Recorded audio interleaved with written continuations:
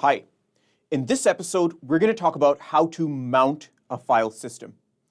Mounting is the act of connecting a storage device with a directory inside Linux, somewhere in the directory tree. The command that you're going to use is called mount.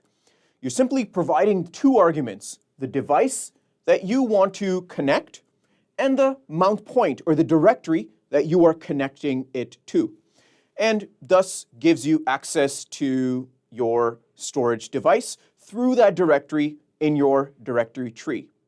You can also, of course, disconnect using that umount or unmount command and simply unmount a file system or disconnect a file system from the directory.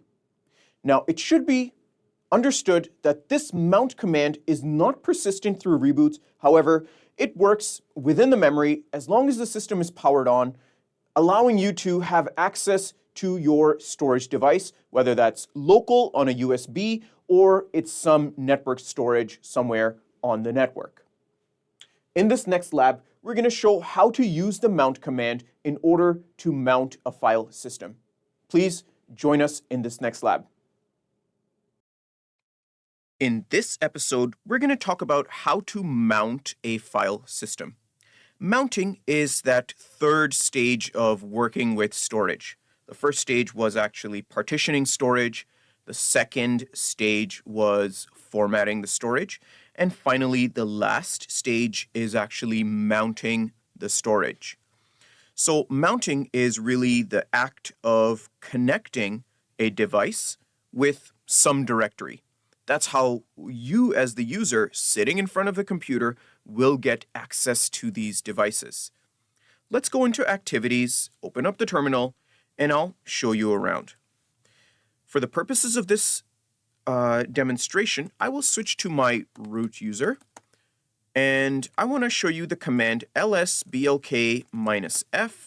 And you can see previously I had created a file system XFS on the device SDB1. Now you can see it is currently not having any mount point. Let me zoom out to show you the mount points where you can see my SDA is mounted, my SDB or SDA1 and SDA2 are all having mounts, but SDB1 is not mounted anywhere. It's not actually connected, so I can't actually start using the space which I have available to me. So in order to mount this, first I will define a mount point or some directory that I want to connect to it. It can be an existing directory or you can create a new one. I'll create a new one called new partition. And in order to connect it to the device, I can simply use the command mount, state the device, SDB1, and then state the directory. And now these are connected together.